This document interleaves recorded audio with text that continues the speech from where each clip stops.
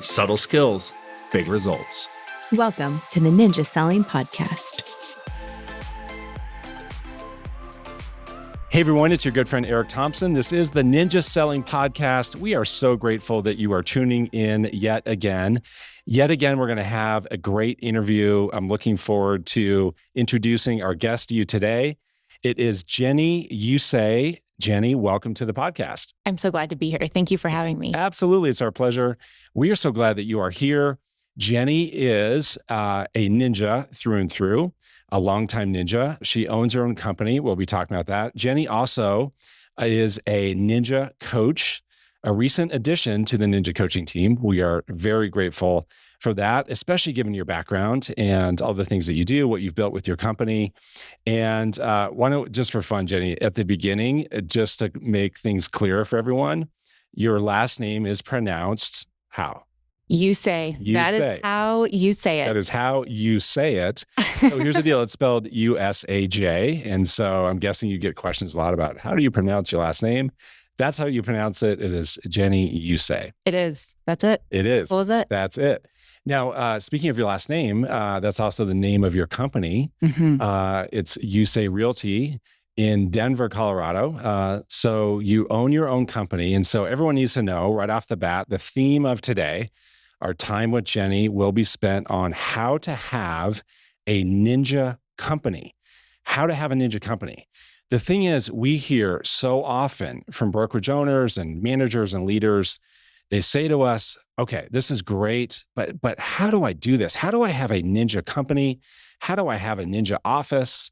And then also that leads to, well, what does that even mean to have that? How do you execute that? Jenny has done that. And so today, Jenny, we're going to get into how you've done that. I think a really relevant stat to share right up front, Jenny, if it's okay, it's the one that you shared with me. In 2024, 81% of your agents increased their business over 2023. Now, that alone is compelling because the market in Denver did not increase from 24 to 23. But then you said, okay, so we had those 81% of our agents increase their business. How much did they increase their business by? They increased their business by, on average, 65%. That's a big deal. So you can't see it, but I'm giving Jenny like an air high five right now. We're congratulating her on that. So Jenny, congratulations on that. Last thing I'll say, then I'll let Jenny talk. People are like, why don't you let the guests talk? The last thing I'll say is that you need to know Jenny and I are recording this during Ninja Leadership. So as we speak, there's a 3-day Ninja Leadership workshop happening. Jenny is here along with some other people from her team, and we'll talk about that. So as we speak, we are at Ninja Leadership. Jenny, why don't you tell us, to start off with, tell us your ninja story. It's always fun to hear everyone's ninja story. You have a great ninja story. So tell us your ninja story.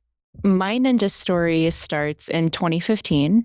I went to an installation. I think it had to have been January because I remember it being ridiculously cold here and dark. And I remember going to that installation, and at the end of the day, my brain hurt so bad because it was just exploding with ideas and to-do lists. And I remember trying to go get sushi that night, not even being able to make a decision to order sushi because my brain was just so fatigued from what I was learning. And what was happening is my life was changing. And it was a beautiful moment to reflect back on.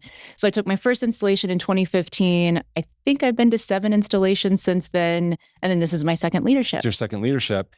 You brought your old Ninja Leadership manual with you just for fun. So that was back in 2016. Yes. That you took leadership. So 9 years ago, you took leadership. 10 years ago, you took the installation. Who introduced you to Ninja? How did that An agent in my market that I looked up to at the time had it on her signature line in her email that she was a ninja. And I thought, what is this ninja thing? Is there something to that? And so I looked it up and I just thought, I'm going to go check it out. Awesome. Amazing. Okay. So you've been to 7 installations. I can guess your answer, but I'm guessing also what people are wondering, well, why would you want to go 7 times? So why 7 times? 7 times. The first few were about me being able to train my staff. So I'd bring my staff with me. And then once the staff was integrated into the system and understood what I was trying to achieve in-house at our office, I started bringing agents. So every time I went, I was bringing people with me and kind of guiding them through what their business was going to look like and how it was going to transform their business when they went back. Got it. Okay, so let's talk about that component really fast. That this is part of how to have a ninja company, is that you would want all of your agents to attend the installation. We see a lot of brokerage owners and managers, and they think, oh my gosh, what would happen if all of my people actually went through the 40 installation and they actually implemented what they're learning? For you, it is a requirement, right? So if there's an agent in your company, they're required to attend the Ninja installation. So tell us about that. Tell us about that. What does that requirement look like? It's part of the hiring process. They know up front. It is in their independent contractor agreement that they agree they're going to go within the first year. It's very much upfront in the hiring process. There's no surprises. There's no, I didn't know this was expected of me. They're given a Ninja selling book when they're hired, or sometimes it's even in the interview process. I'm like, if you don't have one, start now. So they're reading the book in that first year. They're attending an installation as soon as they can. Got it. And you told me that the way you set it up is that you require them also to pay. Mm-hmm. So it's their investment. And I know there are lots of different ways that brokerage owners handle that. Some have a mindset they want to front it and then get paid back at the first closing. Again, lots of ways to do that. The way that you've decided to do it is to have them make the investment. They're putting skin in the game right away. It's part of their investment to take their career to where they want it to go. So you do that right up front. I do. And it didn't start that way, to be honest. It changed over the years, but I found when it's their own money and it's their own time away from their family, I'm very supportive in that. We have a gift package we give to their family when they leave. We give them a little package to come up here to Fort Collins because we're just in Denver. So there's a lot of support going into it, but I found when I fronted the money or even paid for it on their behalf, it was a very different experience for them. Different experience, different results. Mm-hmm. Can you say one more time about the gift package that you give to their family? Yeah. Because I'm guessing people listening were like, wait, what? What did she just say? So it's just like it's almost, if you think of like a closing gift, it's like a candle, and sometimes it's a cutting board. Sometimes my family has a vineyard, so we give them a bottle of Usaj vineyard wine. It's just kind of like a little gift of like, I know your significant other is going to be headed out of town for a few days. You have the kids, you're pulling extra weight. Or sometimes we'll also just have flowers delivered, depending on what makes most sense. Got it. Okay, so Jenny, let's talk a little bit about your company so people are aware. You have how many agents in your company? We're about 40 agents. Okay, so you're 40 agents. Fantastic.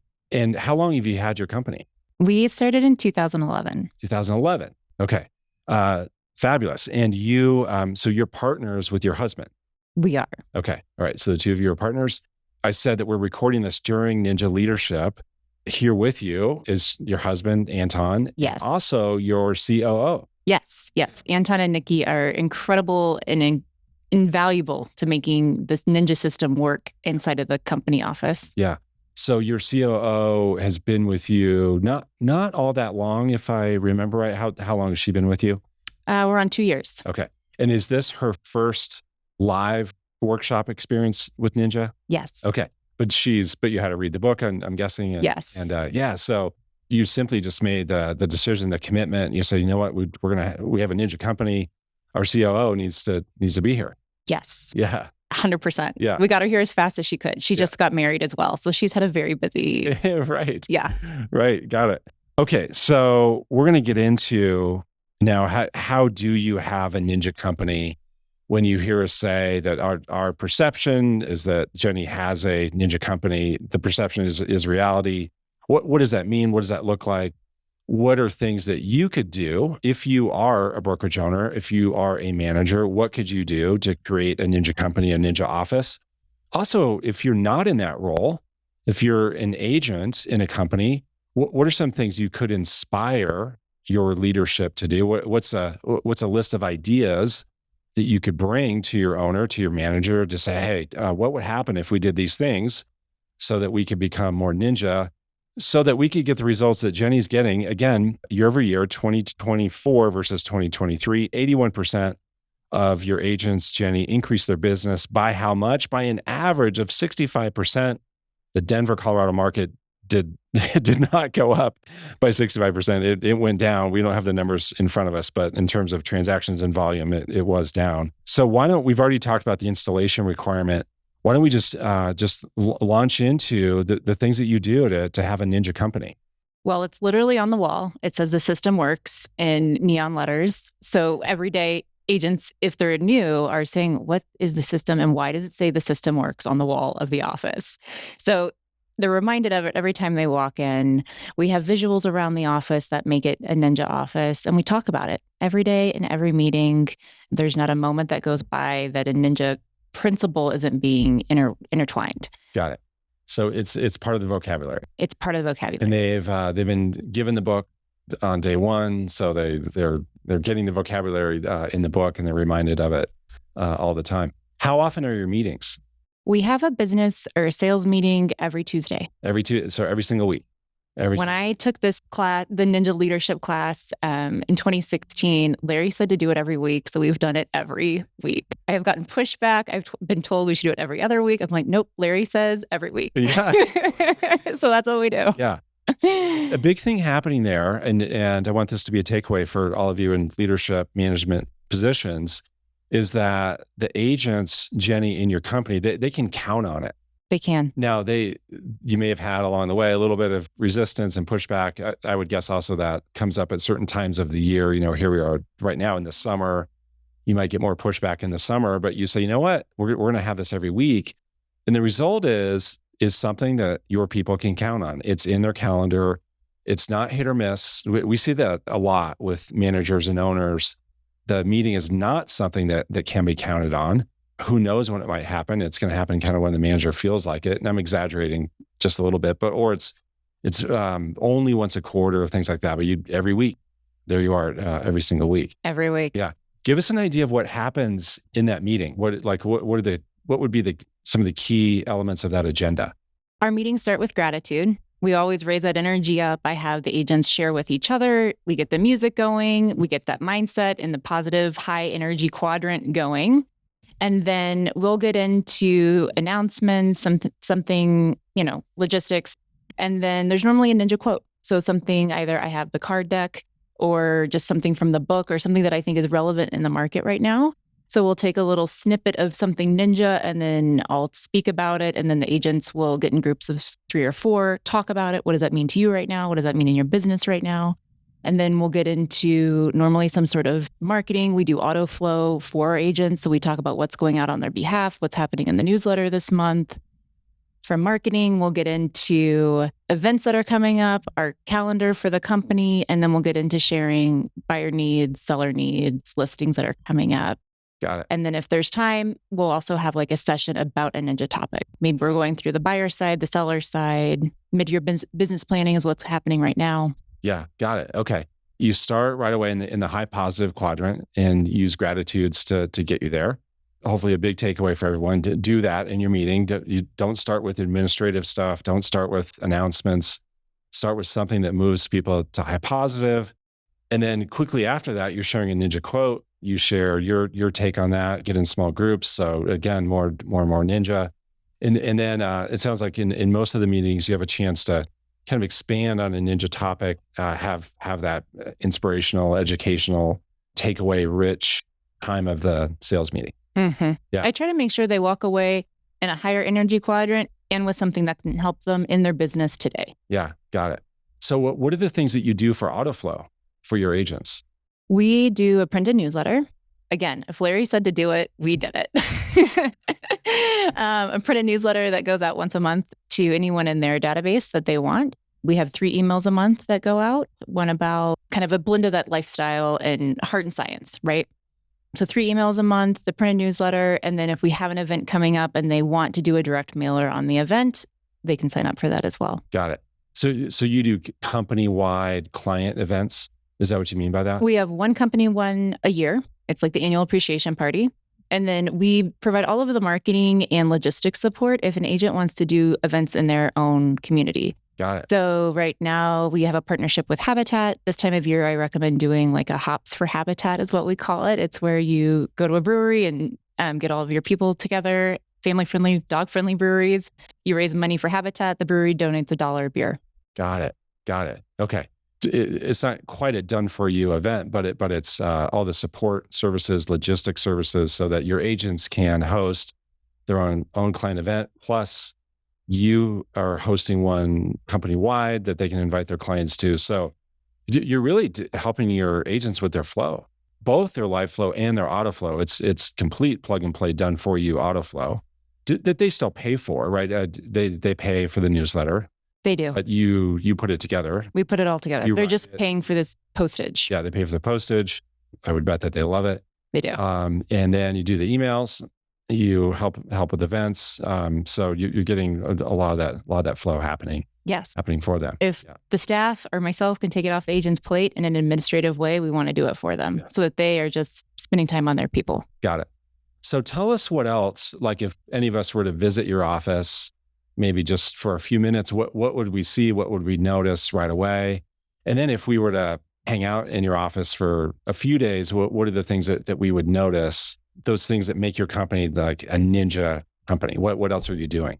We have everyone's why on the fridge. If you think of a fridge in a office kitchen, your house, it's covered in, photos of your family, vacations, things like that. So we ask our agents to cut out their why for the year. So it's not oftentimes a bit of a collage of everyone's family or a trip they want to take or something like that. So that's really fun. So that's a little bit different when you walk in, and you might see that in the kitchen. You would see our note cards. We have lots of note cards for the agents to use so that they can do their 2 personal note cards. We have buyer packets ready to go, seller packets ready to go.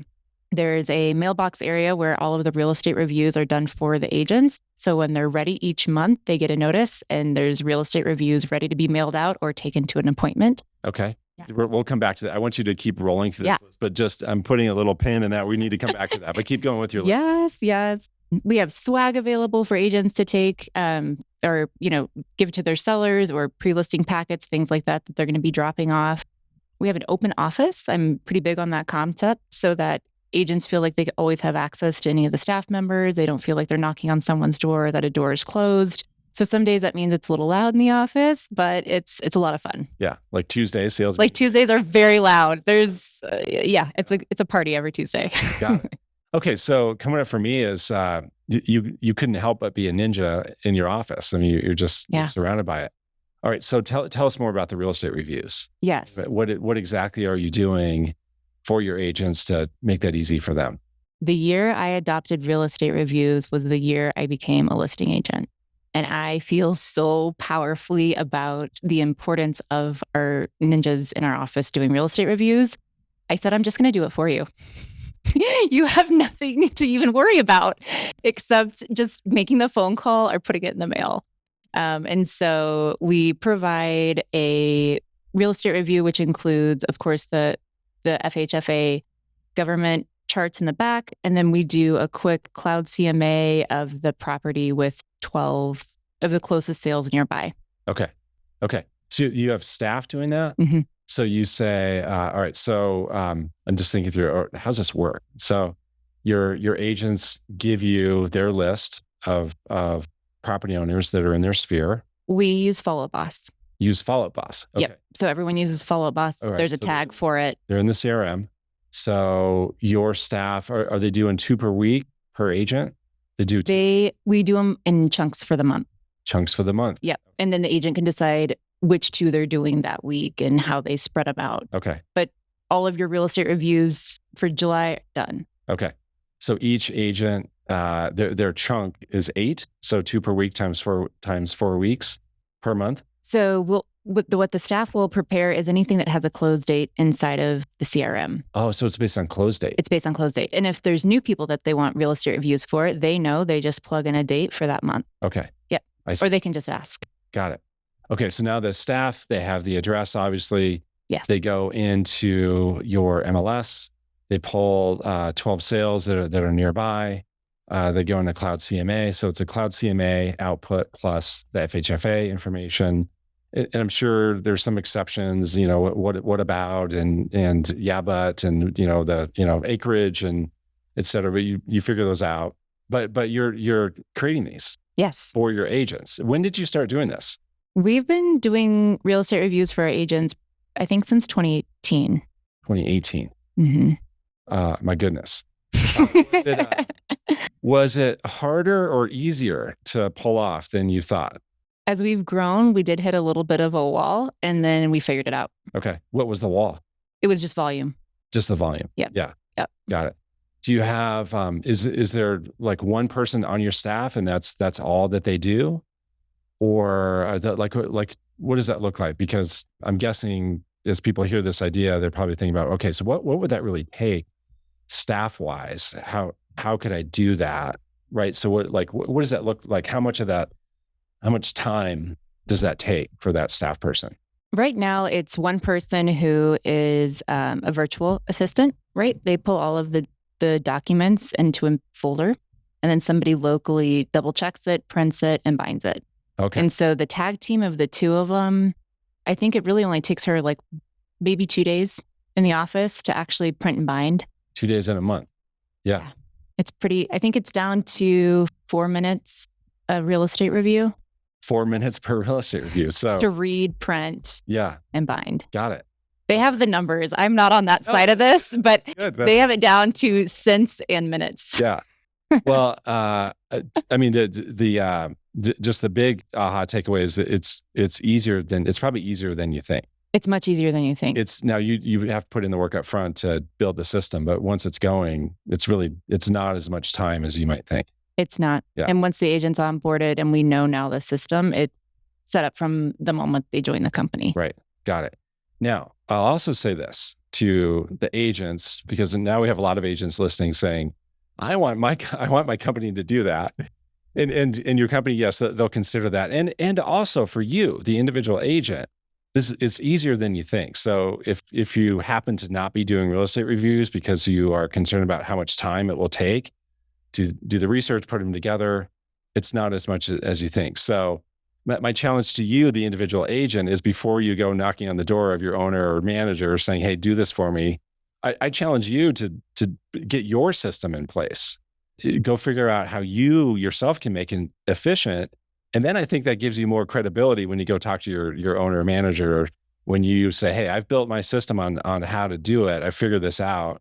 It would be helpful if you could do these pieces for me, but don't just all at once just go drop this in the lap of your manager or owner, if that's all right. Okay. So that's great. That's really valuable to understand how you do that. I love what you said about the fridge. Yes. Everyone's why is on the fridge as a photograph, or they cut a picture out of a magazine or printed something from online, right? And do they like sign their name to it? Can you look at the fridge and know whose is who, or maybe... For the most part, if it's like a picture of Italy or something, I do ask that they just like put their name at the bottom. Yeah, fun. Yeah. So you make that like a yearly ritual where everyone does that? Do you do that together, like as a group? Is that like where everyone's going to come to the office and... Yeah. So part of it, so we have the business meeting we already discussed on Tuesdays, and then we always have some sort of skills meeting that's happening throughout the year. So we'll do a chunk of the year that's on sellers, then buyers, and then of course towards the end of the year in Q4, we're doing business planning.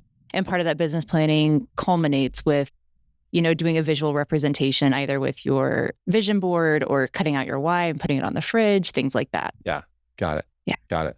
So how do you stay organized when it comes to your sales meeting? How do you, knowing you are not like guessing, well, what am I going to talk about? You are not winging it, knowing you have it mapped out. So, and you just alluded to that a little bit, but walk us through your process on how you map that out, how you plan that, where are you getting the content? Like give us kind of a look behind the curtain on how you're organizing that. I've been doing this for a minute now. Yeah. I have a sales meeting slide deck literally all the way from like 2013 probably, because that's when I started having enough people I could do a sales meeting, because it just started with me in 2011 and an assistant. So my sales meetings get planned pretty much for the whole year up front. Our industry has a lot of cycles to it that repeat every year. So we know, Q4 is always going to be business planning and getting ready for setting yourself up for success in Q1. Right? The beginning of the year, for the most part, I try to focus a little bit on listings and making sure your seller process is down so that when spring hits, you're not scrambling on how to do your listing consultation, because sometimes it's been a minute, because in Q4 our listings slow down. Sure. And so I don't want refresh. It's time for refresh. I don't want my agents going 3, 4, 5, 6 weeks without doing a listing consultation, right? So we kind of kick it off with sellers. Then we'll get into some of the buyers. In summer right now, we go through a conversation about getting really clear with our buyers on why they're buying, because this is the time of year where buyers sometimes start sitting on the fence, so to speak, and start kicking the tires. Well, maybe this year, maybe not. I have to go on vacation. My kids camp this, da, da, da, da, da. Right? So we talk more about how to have smart conversations. And then it just kind of gets back into getting listings sold, pricing correctly, and then back into business planning. Okay, Jenny, this has been amazing. So much that you're doing to have a ninja office. Is there anything else that comes to mind for you? Again, if we were to show up quickly to your office, or if we were to hang out for a few days in your office, what would we notice? What would we see going on? Another thing you would see is in the afternoons, we'll have a skills building class. So we'll be practicing our, buyer consultations, our seller consultations, how to have commission or compensation discussions as a ninja. Because what we found is you can hear it once, you can listen to it, you can try to say it, but until you actually practice it with your peers and you see how other people are doing it and implementing it into their business, it doesn't always stick as well. So having time to practice as a team, to practice and hear what other people are doing has been so invaluable to our agents. Yes. Fantastic. Okay, so this will be the last question.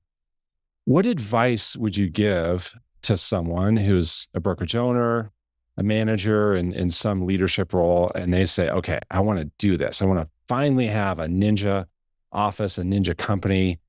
I want to get started down that path.